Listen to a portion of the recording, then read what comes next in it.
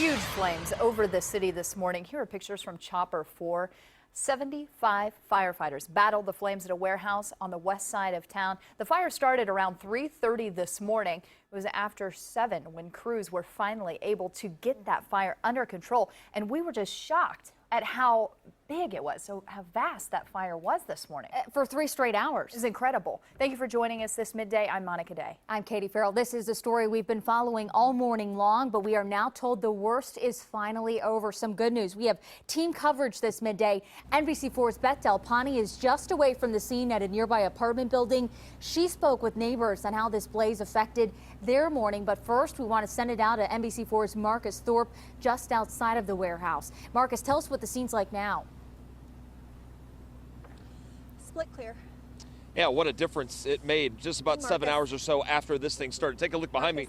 The fire crews have basically been moving out of this area all morning long, but this was quite a fight. Hours of intense heat, huge flames bursting from this building with pallets and cardboards inside this 190,000 square foot facility. Take a look at these flames from earlier this morning. 75 firefighters rushing to the scene to this 2-alarm blaze, trying to get organized, then surrounding it the best they could, pouring hundreds of thousands of gallons of water on it. Almost immediately, they had to go into defensive mode. While they'd love to get inside and knock down that source and get things to an early end here, it just wasn't the case. A hot roof, sides caving in on them in minutes. They knew they had to get clear. There was simply nothing more they could do. The heat was so intense, and the structure of the building is made out of metal, and that fails quicker, so the roof collapses faster. So once we found out how hot it was, we pulled them out. There's one access road in to get to either side of these buildings other than the front. We had ladder 12 in the rear and had to pull them out because of the building collapse. Yeah, one of the biggest challenges for them here, access to water and maintaining that water pressure for as long as they needed to. There is an apartment complex that is very close to where we are here, just on the other side of the tree line, and that played a big role in battling this blaze. Continuing our team coverage this morning is NBC4's Beth Dal Ponte. She's live. Beth?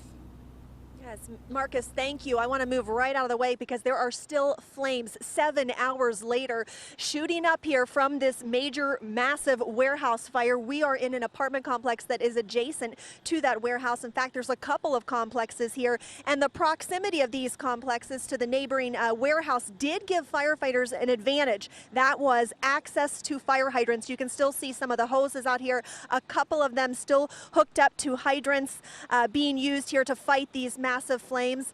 Battalion Chief Tracy Smith with Columbus Fire tells me residents were allowed to be in their apartments here as long as the wind did not shift directions. Smith actually walked us back here to see just how far the flames were from the back of one of the apartment buildings. Fortunately, those flames are a lot farther away than they appear. We did speak with residents. One thing they all agreed upon, the fire was so large that it looked like it was burning right inside of their own apartment complex. People was knocking on our door saying fire, fire, so we jumped up immediately trying to get the kids. It was flames, it was smoke everywhere. I mean, you could see where they was getting using the fire hydrants from our complex and the other complex, so it was just really scary. It was like 4:50 something. I heard a big boom, but my husband said it was the trash truck. I said, no, that's not the trash truck.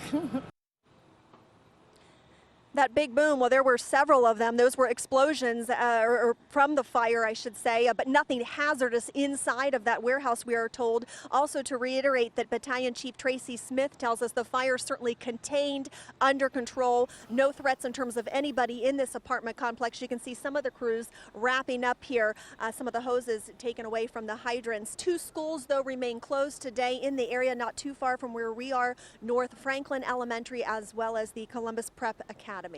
We are live on the city's west side. Beth Dal Ponte, NBC4.